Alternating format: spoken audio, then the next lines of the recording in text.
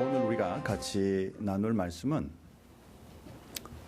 성찬에 대해서 나눌 것입니다. 그런데 제목을 제가 진정한 섬김이라는 단어로 이렇게 이제 제목을 정했습니다. 성찬식 그러면 우리 교회는 1년에 2번 합니다. 어느 교회는 1년에 4번 하는 데도 있고 또 매달 하는 데도 있고 또 캐톨릭 같은 경우에는 매주일 하죠. 매주일마다 이렇게 합니다. 우리 큰빛교회에서는 1년에 2번 하는 이유는 너무 또 이렇게 타성해졌는 그런 신앙생활이 되게 성찬이 되지 않도록 신중을 기해서 하는 의미에서 2번 합니다. 뭐 많이 할수록 좋아요. 그죠? 할수록 참 좋은데 오늘 우리 읽은 말씀에 보면 예수님께서 성찬을 행하신 아주 간단한 말씀으로 이렇게 얘기하고 있습니다. 떡을 주시면서 내 몸이다. 그리고 포도주를 주시면서 내 피다. 자, 그런데 이 6월절의 행사의 마지막 성찬을 통해서 예수님은 십자가의 길로 가시게 되죠. 그리고 그 십자가의 죽음과 다시 부활하심은 우리에게 큰 영향을 미칩니다. 오늘 본문에서 보면 딱 잘라서 성찬 행하시는 그 마지막 6월절의 모습만 보이지만 우리가 살펴볼 요한복음 13장에서 보면 그 전에 먼저 예수님께서 발을 씻으시는 모습을 먼저 이렇게 보이시게 되죠. 먼저 간단하게 그 6월절의 마지막 그 부분은 어떻게 진행됐냐면 예수님께서 그냥 만드신 것이 아니고 예수님이 이 일을 행하시기 전에 수천 년 전에 이스라엘 백성들이 이집트에서 종되었을 때 거기로부터 이제 해방되어 나올 때에 10가지의 이제 그 바로 왕이 보내지 않으려고 하니까 10가지의 재앙들을 거기에 이제 내려놓게 되죠. 그런데 맨 마지막에 이제 재앙이 태어난 첫 번째 그 생물로부터 시작해서 사람에 이르기까지 태생은 다 죽이시는 일이 일어나게 돼요. 그런데 양을 잡아서 하나님의 말씀대로 문에다가 피로 문을 이렇게 칠한 그 집은 하나님의 그 영이 넘어가서 그 집을 넘어가서 그 집에는 죽음이 이르지 않고 넘어가서 다음 집으로 넘어가는, 그래서 6월 넘어가다라는 뜻이에요. 그 날을 기념하며 이스라엘 백성들이 출애굽해 나와서 계속 그 절기를 매년마다 지키고 있거든요. 수천 년 지키고 예수님이 오실 그 날도 지키고 있는 거예요. 그런데 이 날이 이제는 옛날 과거의 지킴이 되었던 6월절이 예수님 이 만찬을 통해서 이제는 당시의 현실의 예수님의 십자가의 죽음과 부활로, 그리고 저와 여러분에게 이르기까지 미래와 내세에 이르는 축복으로 이어지는 아주 귀중한 날이 바로 이 날이거든요. 그래서 예수님께서 이를 행하신 것을 저는 고민하고 이렇게 생각하다가 제목을 진정한 섬김, 영어로도 뭐라고 쓸까 고민을 하다가 ultimate service, ultimate 굉장히 좋은 말이죠. 궁극적인 진짜 멋진 그러한 예수님의 섬김이라는 단어 가지고 생각해 보았어요. 사랑하는 성도 여러분, 예수님께서 우리는 6월절 떡을 주시고 포도주를 준 것을 주로 지금 기념하죠. 기독교의 많은 기독교들이 그렇게 기념하는데, 기독교 중에도 어떤 종파에서는, 어떤 교파에서는 예수님의 그 세족식을 먼저 한 다음에 그리고 6월절 그 참여했던 마지막 만찬을 행하는 그런 교파가 있어요. 우리 교회는 저는 진짜 하고 싶은데 이 세족식을 해보고 싶어요. 근데 아직 우리 교회 한 번도 못 해봤어요. 근데 예수님께서 마지막 만찬 전에 요한복음 13장에 보면 제자들의 발을 씻으시는 장면이 나오죠. 근데 그 발을 씻는 장면을 말씀하기 전에 13장 1절에 이렇게 말씀합니다. 다 같이 크게 한번 읽으십시다. 6월절 전에 예수께서 자기가 세상을 떠나 아버지께로 돌아가실 때가 이른 줄 아시고 세상에 있는 자기 사람들을 사랑하시되 끝까지 사랑하시니라. 자, 그러면서 그 뒤에 이제 6월절의 사건 전에 그 예수님의 발 씻는 장면이 나온다라는 것이죠. 끝까지 사랑하시다. 예수님의 사랑은 끝까지 사랑하시다. 우리 인간적 사랑은 좀 사랑하다가 좀 뭐 여러 가지 부딪히고 어렵고 막 힘들면 이제 그만해야 되겠어. 이제 당신 못 사랑하겠어. 이제 그만 헤어질래. 뭐 이런 얘기들을 쉽게 할 수 있는, 아니죠. 그죠? 쉽게 해서는 안 되지만 그런 세상으로 지금 가고 있지. 근데 이것이 아니라 정말 예수님은 끝까지, 이 단어는 뭘까? 죽음에 이르기까지. 죽음에 이르러서도 부활하셔서 우리를 사랑하시고, 부활하실 뿐만 아니라 또한 천국에 계시면서 우리가 다시 천국에 서는 그날까지 끝까지, 우리 시간에는 끝이라는 것이 있지만 하나님의 시간에 사실은 끝이 없잖아요. 영원하시잖아요. 그 시간 속에 우리를 끝까지 사랑하신다. 자, 그리고 나서 발 씻는 장면이 나와요. 유대인들에게 있어서는 이 발은 누가 씻냐면 손님들이, 좀 부자인 집에서 손님들이 집에 방문을 하게 되면 종들이 들어오시는 분들의 발을 씻습니다. 우리나라처럼 요즘처럼 이렇게 신발이 아주 멋져서 먼지들이 이렇게 묻지 않는 그런 때가 아니고 대부분 샌들 형식으로 신고 있었고, 또 거기는 이제 비포장이니까 사람들이 막 다니다 보면 발에 먼지가 많이 묻죠. 그러니까 어느 집에 방문했을 때는 이제 그를 섬기고 귀중한 분이라는 의미에서 종들이 발을 씻어줘요. 근데 예수님께서 그 발을 직접 씻으시는 것입니다. 발을 씻으면서 사람들의, 제자들의 발을 막 씻어가는데 이제 베드로가 거기서 나는 씻지 마십시오. 그러니까 예수님께서 너 안 씻으면 나하고 상관이 없다 이렇게 말씀하시죠. 그러니까 그러면 저 다 씻어주세요. 또 베드로는 참, 그죠? 우리를 실망시키지 않아요. 다 씻어달라 그랬더니 또 모욕한 사람은 다 씻을 필요 없다. 발만 씻으면 된다. 예수님께서 그 짧은 구절 속에도 다 이렇게 움직여요. 그 말씀은 뭐냐면, 우리가 예수를 믿고 나면, 예수를 믿어도 우리는 삶의 현장에서 짓는 죄악들이 있죠. 그것을 바로 예수님께서 회개하고 주님 앞에 돌아오는 자들의 발을 늘 씻어 주심처럼 정결케 하신다라는 의미가 들어가 있는 거죠.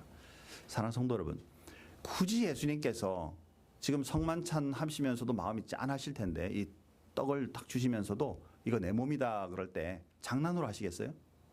내가 지금 앞으로 죽으면 어떤 상태가 될 거라는 걸 이미 아시고 계신데, 피를 주시면서 포도주를 주시면서도 이거 내 피다라고 부으시면서 그냥 얘 따라 먹어라 이거나 이러면서 주시겠어요? 사실은 이게 얼마나 큰 의미라는 거, 이게 마음이 아프시고 힘든 가운데 또 당하실 일이 굉장히 힘들고 어렵다는 걸 아심에도 불구하고 그것만 하시기에도 힘드실 텐데 굳이 발을 왜 씻는 걸까? 섬김의 그 모습을 왜 일부러 보이시는 걸까? 사실은 쇼맨십이 아니고 우리의 삶 속에 예수님의 모습의 섬김이 어디까지 낮아지시는지, 그리고 실제로 종의 모습으로 자기의 제자들의 발을 씻을 만큼, 더 나아가 제자들에게도 너희도 그 사랑의 실천이 너희의 삶 속에 이어지기를 원하는 그 마음으로 예수님 직접 씻으시는 모습이 아닌가 싶어요. 사랑하는 성도 여러분, 우리는 예수 믿는 사람들입니다. 그래서 우리에게는 하나님의 사랑이 분명히 있어요.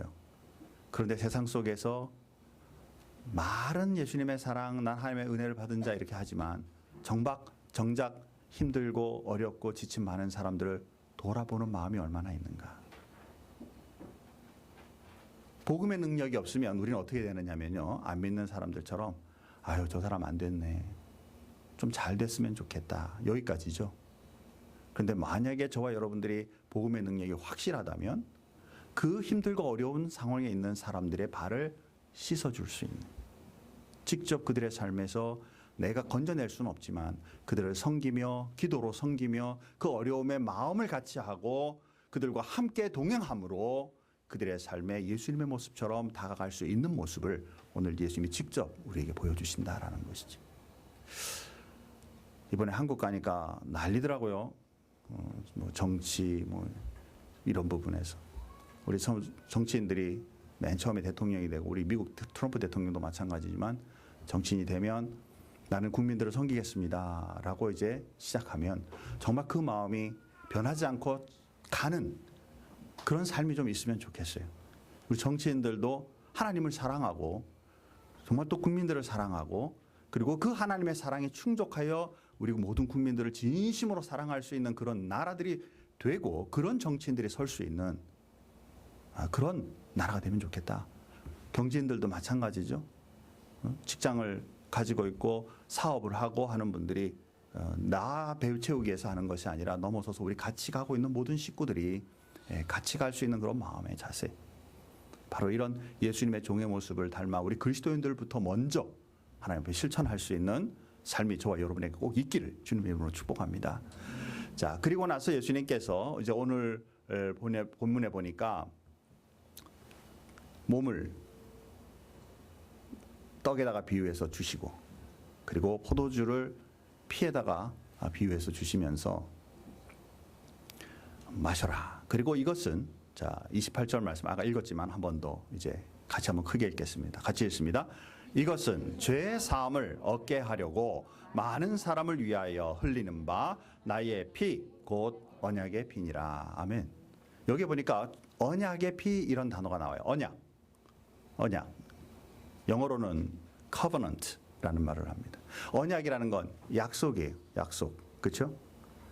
여러분 약속은 일방적입니까? 한쪽에서 일방적으로 약속하는 겁니까? 아니면 서로가 하는 겁니까? 서로가 하는 거죠. 그런데 일방적일 때도 있어요. 아이들에게 뭐라 그러냐면 야 이제 앞으로 이거 다시 하지 않겠다고 엄마와 약속하자. 해요 안 해요? 약간 일방적이죠. 그죠? 근데 약속이에요 아니에요? 그죠? 그럼 애는 뭐라 그러면 나 이거 하면 뭐 줄 건데? 이제 이렇게 나갈 수도 있지만 애들은 그냥 거기에 순종하고 하죠. 근데 성경에도 똑같습니다. 하나님께서 우리 인류를 모두 만드시고요.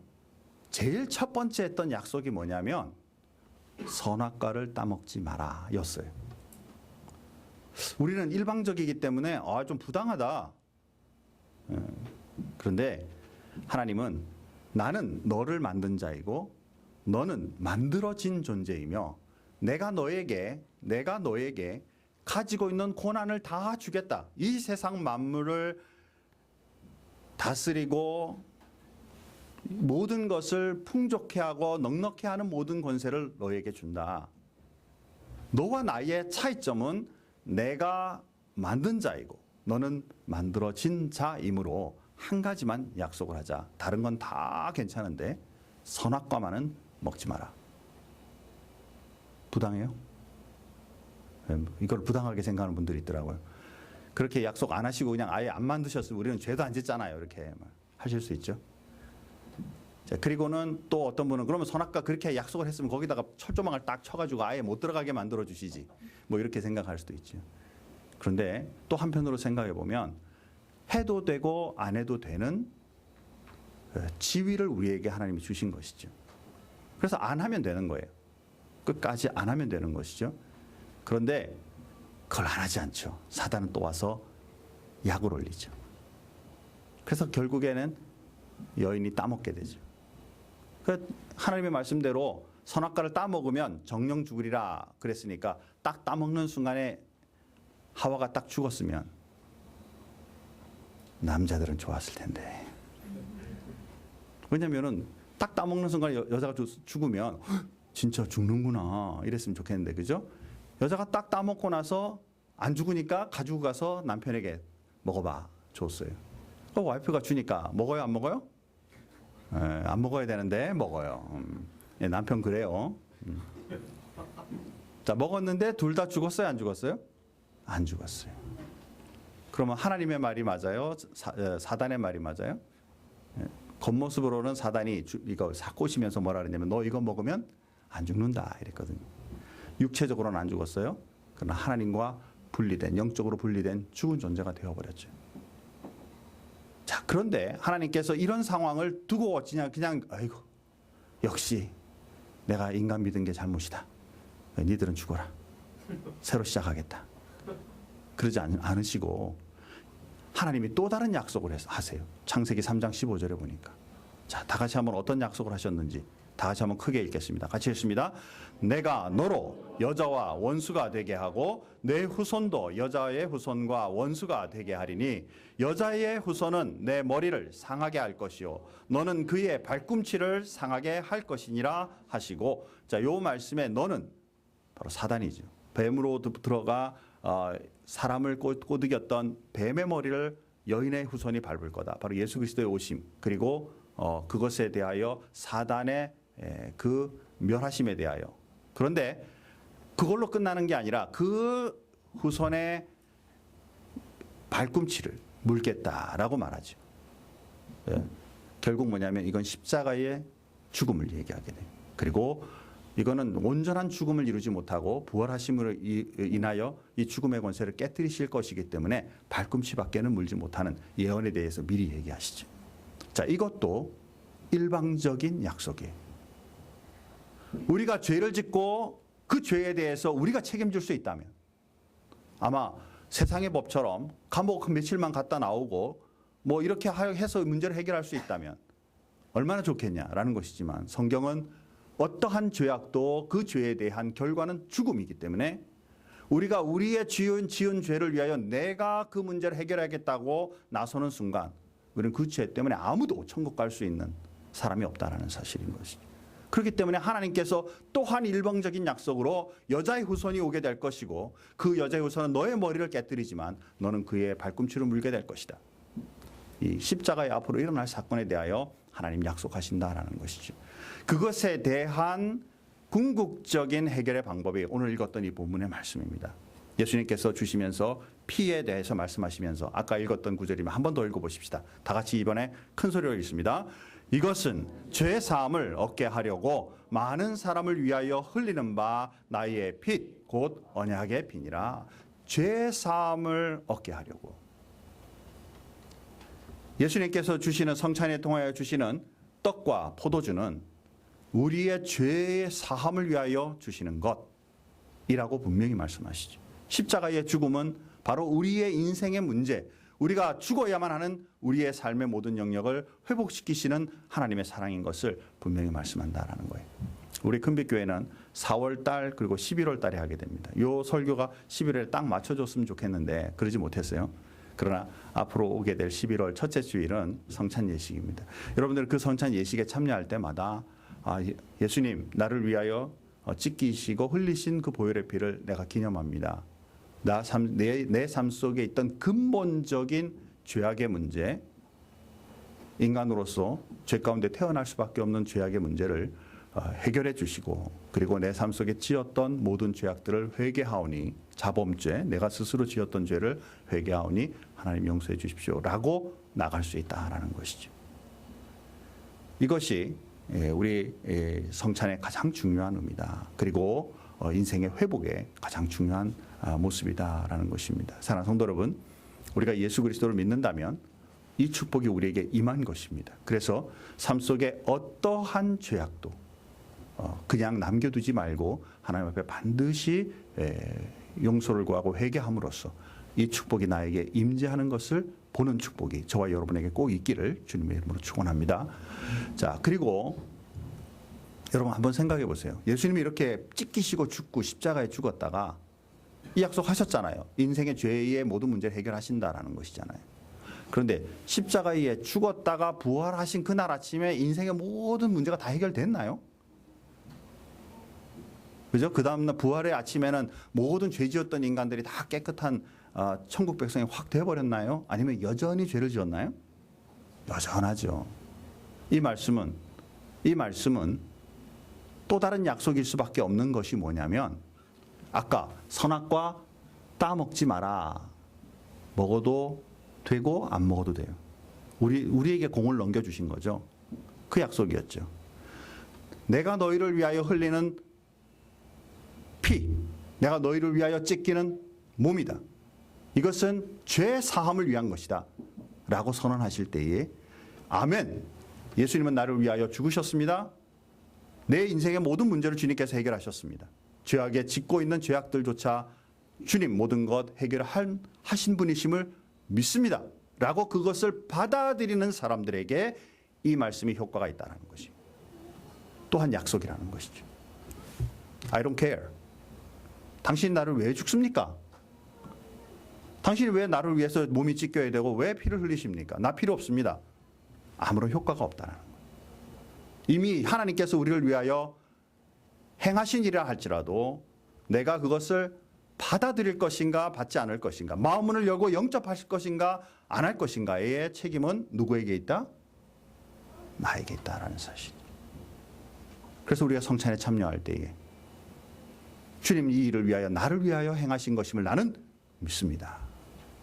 나의 사건입니다. 나를 위해 축복하신 하나님의 거룩하신 행위입니다. 라고 받아들일 때 바로 능력이 된다라는 사실이죠. 이것 또한 약속이다. 자, 그리고 더 나아가 29절 말씀에 이런 말씀을 합니다. 자, 다 같이 한번 또 9절, 29절 아까 읽었지만 다 같이 한번 크게 읽어보겠습니다. 같이 읽습니다. 그러나 너희에게 이르노니 내가 포도나무에서 난 것을 이제부터 내 아버지의 나라에서 새 것으로 너희와 함께 마시는 날까지 마시지 아니하리라 하시니라. 왜 이 말씀을 하셨을까? 그냥 자, 다 이렇게 먹어라 그리고 이제 끝 이러면 될 텐데 그러지 않고 이제부터 나 포도나무에서 나는, 이 말은 결국 포도주잖아요. 이 포도주를 나는 다시 마시지 않겠다. 그런데 그 가로 곡을 빼면은 이제 난 것을 이제부터 다시는 마시지 않겠다. 이렇게 볼 수 있어요. 그런데 또 안에를 보면 내 아버지의 나라에서 새 것으로 너희와 함께 마시는 날까지는, 그럼 그때는 마신다는 얘기예요? 마시지 않는 거예요? 그때는 마시겠다라는 것이죠. 근데 그 하나님의 나라, 아버지의 나라 갈 때까지는 나는 안 마시겠다. 신학자들은 이거 가지고 또 십자가 사건에서 예수님이 막 돌아가실 때 그 신포도주를 뭐 이렇게 넣어주렸다 이런 장면이 나오잖아요. 그때 마셨을까 안 마셨을까 뭐 이렇게 이제 또 그거 가지고 연구해요. 표정이 보니까 무슨 사건인지 잘 모르시네요. 예수님께서 여기 강조하고 싶으신 게 뭘까요? 나는 이제 내가 죽는 그날까지, 부활하는 그날까지 세상의 것에 이 포도주 안 마시겠다. 여기에 액센트가 있을까요? 아니면 너희와 함께 아버지의 나라에서 같이 마시고 싶다. 여기에 액센트가 있을까요? 그죠? 우리는 우리 해석하기 좋은 대로 해석하잖아요. 그러나 이게 진짜잖아요. 주님의 핵심은 뭐예요? 너희와 같이 아버지의 나라에서 같이 마시고 싶다. 즉 우리는 이 땅 위에서 성찬을 행하고 있지만 주님은 저 천국에서 우리가 궁극적으로 주님의 나라에 와 주님과 같이 마시는 그날을 기대하고 계시다라는 사실이죠.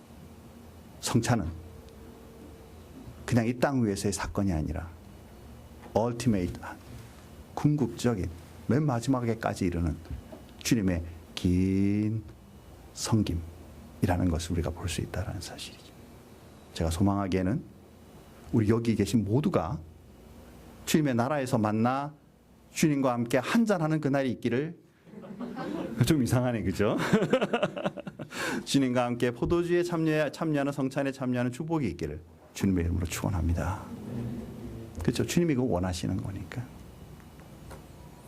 마시는 날까지 주님이 원하시는 거니까. 결론입니다. 사랑하는 성도 여러분, 예수님의 섬김은 끝까지, 죽기까지 끝까지 섬기시는 사랑이었다. 우리가 섬기다가 좀 힘들고 누가 좀 맨바디 말하면 에이 내가 이딴 소리 들으려고 이런 거 하냐? 픽 던져버리고 안 해버리고 이런 섬김이 아니라 우리의 삶을 다 드려, 예수 그리스도의 삶을 다 드려 우리를 사랑하신처럼 우리도 우리의 삶을 다 드려 이웃과 세상을 사랑하는, 섬기는 그런 사람이 되면 어떨까? 현실의 문제, 현실에 우리가 성찬에 참여하는 것처럼 내세까지도 내세 주님의 나라에서 함께 먹고 마시기를 원하시는 예수님의 그 모습처럼 끝까지 우리를 섬겨주시는 그 모습, 저와 여러분의 삶에는 어떤가요? 정말 이 사건이 나의 사건이라고 믿으시나요? 그리고 여러분의 삶 속에 또한 섬겨야 될 자들이 어디에 있는가? 우리의 가정, 우리의 교회, 우리의 직장, 우리 길에 있는 많은 섬겨야 될 알지 못하는 사람들에게까지, 저 멀리 우리가 알지 못하는 나라 속에 하나님을 알지 못하는 그 사람들에게까지 우리의 사랑을 나눠줄 수 있는 우리가 준비가 되어 있나? 이번 한 주간 동안 주님께서 우리를 위하여 준비하신 그 성찬을 한번 묵상하면서 여러분의 삶에 그리스도인으로서의 충만한 섬김이 꼭 일어날 수 있기를 주님의 이름으로 축복합니다. 같이 기도하겠습니다. 하나님 감사합니다. 주님이 세상에 오셔서 그저 편안하게 계시다 가실 수도 있지만 굳이 12 제자들을 훈련시키시고 또한 십자가의 사건을 위하여 주님이 준비하시고 또 그 사건에 맞아들이기 전에 제자들의 발을 일일이 씻어주시면서 섬김의 본을 보여주시고 또한 떡과 포도주를 나누시면서 찢기실 살과 흘리실 보혈의 피를 그들에게 상징적으로 알려주시면서 이것을 기념하라고 분명히 말씀하셨습니다. 이 일은 우리의 죄의 사함을 위한 것이고 인생에 우리 인간 스스로 결정했던 그 죽음의 길을 회복시키시는 하나님의 일방적인 약속이며 또한 이 예수 그리스도의 행하심을 믿고 주님 앞에 돌아오는 자들에게 주시는 그 축복인 것을, 언약인 것을 분명히 언급하시는 그 말씀을 함께 묵상했습니다. 우리가 예수를 믿는다라는 것은 바로 이 예수 그리스도의 크신 사랑과 그 은혜에 동참하는 것이며 이미 받은 것입니다. 또한 우리가 받은 그 사랑을 이웃과 세상 세계의 많은 사람들에게 나누어 줄 수 있는 준비된 그리스도인들, 주님 준비된 하나님의 자녀들이 되게 축복해 주옵소서. 하나님이여 피 흘려 사신 우리 큰빛교회가 이 교회가 주님 앞에 든든히 서게 하여 주시고 이웃과 세상 세계의 많은 사람들에게 복음과 그리스도의 사랑을 전파하는 귀한 교회로 든든해지는 축복이 있게 도와주옵소서. 주님 앞에 감사하며 예수님의 이름으로 기도하옵나이다. 아멘.